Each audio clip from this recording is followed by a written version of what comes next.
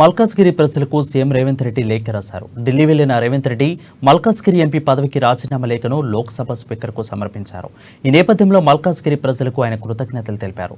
తనను దేశానికి పరిచయం చేసింది మల్కాజ్గిరి ప్రజలేనని, తాను ఎమ్మెల్యేగా ప్రాతినిధ్యం వహిస్తున్న కొడంగల్ నియోజకవర్గంతో పాటు మల్కాజ్గిరికి ఎప్పుడూ ప్రాధాన్యత ఇస్తానని పేర్కొన్నారు. తనను ఎంపీగా గెలిపించిన మల్కాజ్గిరి ప్రజలకు ప్రత్యేక ధన్యవాదాలు తెలిపారు. మల్కాజ్గిరి ప్రజలకు రుణపడి ఉంటానని అన్నారు. కాగా 2019లో మల్కాజ్గిరి ఎంపీగా గెలిచిన రేవంత్ రెడ్డి ఇటీవల జరిగిన అసెంబ్లీ ఎన్నికల్లో తన సొంత ఇలాకా కొడంగల్ నియోజకవర్గం నుంచి బరిలోకి ఘన విజయం సాధించారు. ఎమ్మెల్యేగా గెలుపొంది కాంగ్రెస్ శాసనసభ పక్ష నేతగా ఎన్నిక కావడంతో పాటు తెలంగాణ సీఎం పదవిని దక్కించుకున్నారు. ఈ నేపథ్యంలో రేవంత్ రెడ్డి లోక్సభ సభ్యత్వాన్ని వదులుకున్నారు.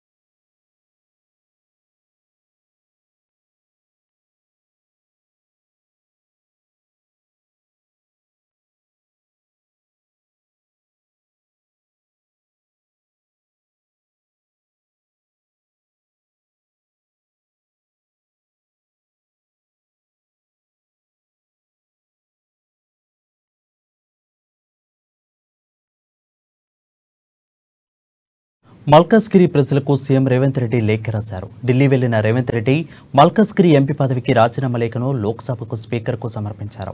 ఈ నేపథ్యంలో మల్కాజ్గిరి ప్రజలకు ఆయన కృతజ్ఞతలు తెలిపారు. తనను దేశానికి పరిచయం చేసింది మల్కాజ్గిరి ప్రజలేనని, తను ఎమ్మెల్యేగా ప్రాతినిధ్యం వహిస్తున్న కొడంగల్ నియోజకవర్గంతో పాటు మల్కాజ్గిరికి ఎప్పుడూ ప్రాధాన్యత ఇస్తానని పేర్కొన్నారు. తనను ఎంపీగా గెలిపించిన మల్కాజ్గిరి ప్రజలకు ప్రత్యేక ధన్యవాదాలు తెలిపారు. మల్కాజ్గిరి ప్రజలకు రుణపడి ఉంటానని అన్నారు. కాగా 2019లో మల్కాజ్గిరి ఎంపీగా గెలిచిన రేవంత్ రెడ్డి ఇటీవల జరిగిన అసెంబ్లీ ఎన్నికల్లో తన సొంత ఇలాకా కొడంగల్ నియోజకవర్గం నుంచి బరిలోకి ఘన విజయం సాధించారు. ఎమ్మెల్యేగా గెలుపొంది కాంగ్రెస్ శాసనసభ పక్ష నేతగా ఎన్నిక కావడంతో పాటు తెలంగాణ సీఎం పదవిని దక్కించుకున్నారు. ఈ నేపథ్యంలో రేవంత్ రెడ్డి లోక్సభ సభ్యత్వాన్ని వదులుకున్నారు.